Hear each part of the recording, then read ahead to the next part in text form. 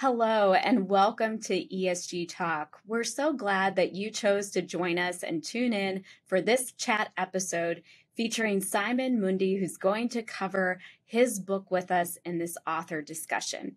Reminder, these chats are really quick and they're 10 minutes long so that you can get the cliff notes and learn more.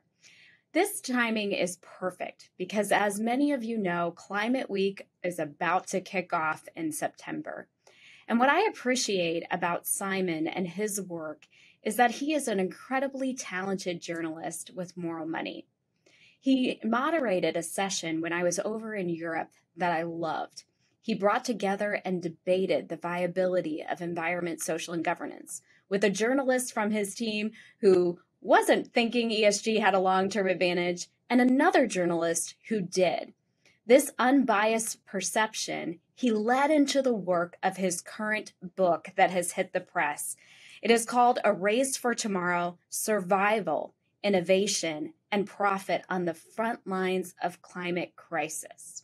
So what do you need to know about Simon? Well, here's two fun facts. He is truly a global citizen.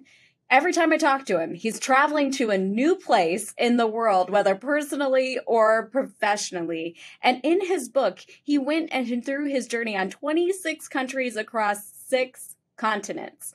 The second thing that I shared is this unbiased, very journalistic perception that he has in moral money for the global economy and how finance can engage in this process.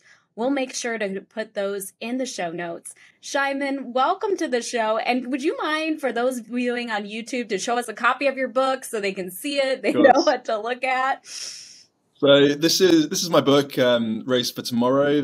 Thank you so much for mentioning it. Yeah, it was an amazing feeling to hold it in my hands for the first time 4 years after I started work on the project. And as you say, the basic idea is to try to bring to life the incredibly huge and complex stories within the climate crisis through the individual human stories of this incredible range of people all over the world who are trying to respond to it in many, many different ways. Well, let's dive into that complexness with a quote from your book, because you open up saying, "Everywhere I found people grappling with the unprecedented challenges that climate crisis has thrusted upon humanity. Some were based of global wealth pyramids, some were billionaires, and then you talk through others, their livelihood was destroyed." Unpack for our audience some of those dichotomies you experienced and wrote about in your book. Yeah, so I think it's really important for me to say that I'm drawn to this not as an activist personally, but as a reporter. I'm attracted to big stories. And it's around 2016, 2017, it just occurred to me, hold on a minute, this is the biggest story of the century. The climate crisis, the way in which we've realized that we're reshaping the environment in which we live, and the ways in which that's feeding through to people in terms of their communities, the businesses that they run, whether it's small businesses or the biggest companies in the world, the global balance of power at the geopolitical level. This is changing everything about the modern world. And I thought, I want to see for myself what that looks like.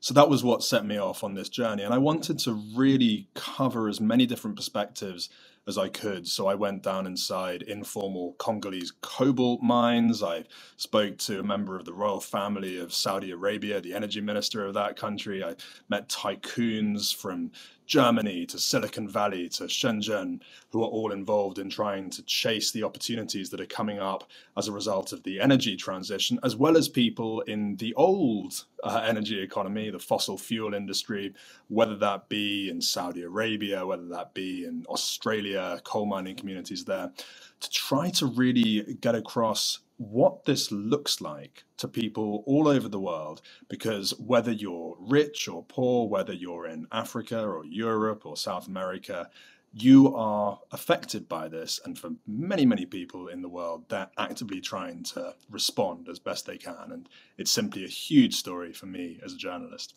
Thank you so much for putting out in the world these diverse stories. I think that's what I appreciated most about the book is the breadth, the 26 countries, and how we as a global society are going to move forward. Tell us more about the story that impacted you most. There are so many, and it's almost impossible to put one above the others. But one that really made an impression on me was Mongolia. This is a country which, not many of us are lucky enough to get to. I feel very fortunate that I was able to experience Mongolian winter. It's an incredible thing, and people still, in many ways, are still living much like they did in the days of Genghis Khan nearly 1,000 years ago. People still wear much the same clothes they did back then, and they still contend, even back then they were contending with very severe winter conditions. But the winters are becoming more and more severe. And this really gets across the complexity of climate change. The average temperature of the world is getting warmer, but there are a lot of counterintuitive effects of that. So, for example, the extreme winter conditions we saw last year in Texas, that's happened. That sort of thing is happening in Mongolia too. And what I saw there was this extraordinarily rich culture that has survived for centuries may be now in serious danger because the herders that I met and stayed with, they are really struggling to keep their animals alive in the face of these conditions. And so it brought across just how urgent this is, what's at stake, and how complicated this challenge is that we're dealing with. It was something very, very powerful for me to see it firsthand. And I don't know how much longer people will be able to experience that. I think that's the piece where there's this weightiness of a global challenge, the impact, the opportunity, and like any great business decision, I talk about environment, social, and governance. You have risk, you have opportunity, and cost, and you have to really break it down to that simple fact. As you take all the stories into account, can you get real practical for us? What are some solutions or steps that individuals, executive teams working in business and society can take to start to really think about humanity as a whole? Yeah, so again, there are many examples of these solutions in the book that are being developed by various people, including businesses. And I think, there's one that I would want to highlight. So this is a project in Iceland that you may have come across. It's being developed by two companies, one called CarbFix, one called Climeworks. And together they've built a system to suck carbon dioxide from the air, turn it into stone underground. And this is such a fascinating story because on one level, it speaks to the extent of the technological innovation that's happening at the moment. I mean, this is extraordinary stuff that you think about. It sounds really futuristic, and yet it's real, and they're rolling it out, but it's expensive. And I think I would want to draw the attention of all sorts of business leaders to this because a lot of companies now have net zero targets. What does net mean in net zero? Well, it means that you might have to use offsetting. That's basically what it means, right? So gross zero just means you eliminate all your emissions. If you're going to have some residual emissions, you're going to have to find a way to cancel them out. Now, the IPCC, the Intergovernmental Panel on Climate Change, says that as part of this, we need to find ways to remove carbon dioxide from the atmosphere. But within the offset market at the moment, that's only a very small part of the offset market. Most offsets are linked to efforts to avoid emissions.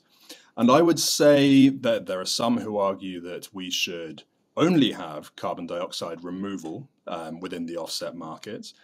Whatever your views on that debate, I think this is something that we should all be educating ourselves on, particularly if you're leading a business that has a net zero target. You should at the very least understand how the offset market works, what is the difference between avoidance and carbon dioxide removal, and have a position on the details of how you're actually going to account for that side of the net zero ledger, aside from reducing your emissions. If you're going to use offsets, what sorts of offsets are you going to use? And how can you know that they're really going to be achieving the impact that they claim? I love the challenge of authenticity and moving away from a pay-to-play model to a model that invests in innovation, even one challenge that I talk through with teams is how can you be localized? How can this connect to broader UN Sustainable Development Goals? What can you do that brings an authenticity and accountability that drives us forward to global goals acted at the local level? So thanks so much for sharing that practical tip and also challenge as teams around the world tackle this issue. Our time went so quick. I think you and I, we've done a few roundtables together. We know we could talk for hours. So I want to close out with this thank you and allowing people to really connect with you. So as they connect with you, what are some ways that they can follow you more and engage? There are many. So I have a website, just simonmundy.com. I'm on Twitter and LinkedIn, Instagram.